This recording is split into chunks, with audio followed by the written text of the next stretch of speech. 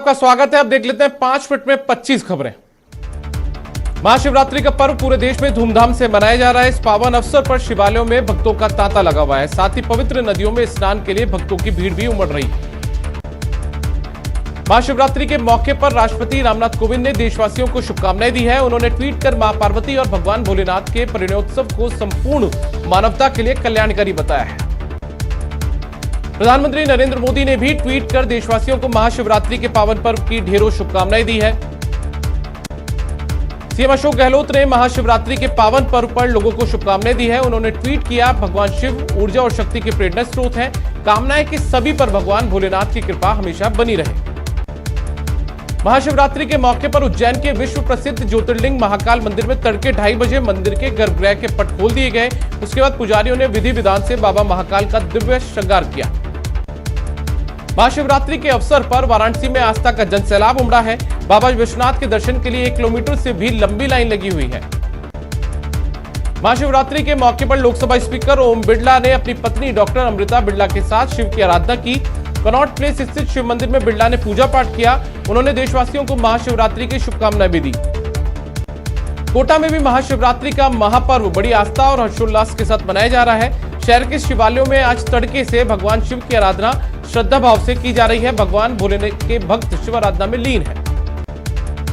कोटा के शिवपुरी धाम में शिव भक्तों ने 525 शिवलिंगों का अभिषेक किया। इस मौके पर शिव की विशाल प्रतिमा को फूलों से सजाया गया है। शहर के दूसरे शिवालय भी भोले के जयकारे से गूंज रहे हैं।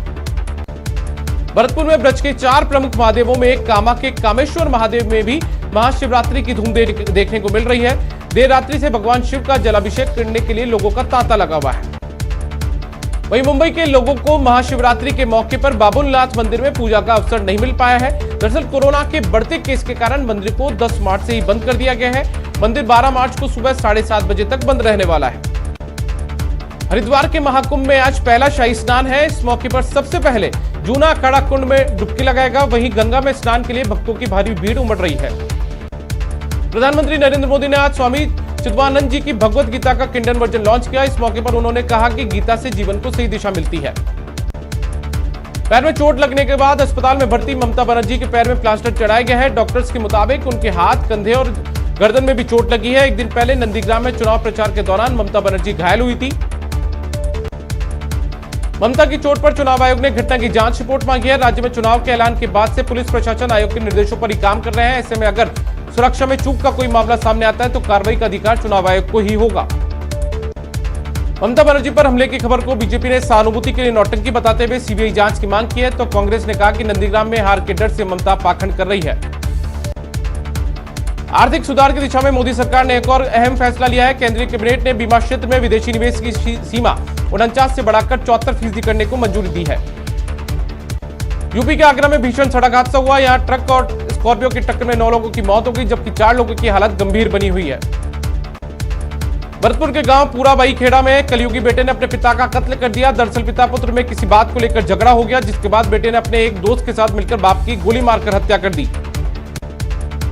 जोधपुर के भदवासिया के रामसागर चौराहे के पास स्थित एक फर्नीचर शॉप में आग लग गई। लपलपाती लपटों से इलाके में हड़कंप मच गया। नगर निगम की 10 दमकलों की मदद से आग पर काबू पाया जा सका। अजमेर से रिश्ते को शर्मसार करने वाला एक मामला सामने आया। इसमें साली ने अपने जीजा पर बलात्कार का आरोप लगाते हुए न्याय की गुहार लगाई है। देश भर में कोरोना 24 घंटों में 21,814 नए केस दर्ज किए गए हैं। ताजा आंकड़ों के मुताबिक देश में कोरोना के पॉजिटिव मामलों की संख्या 1,12,83,000 को पार कर गई है।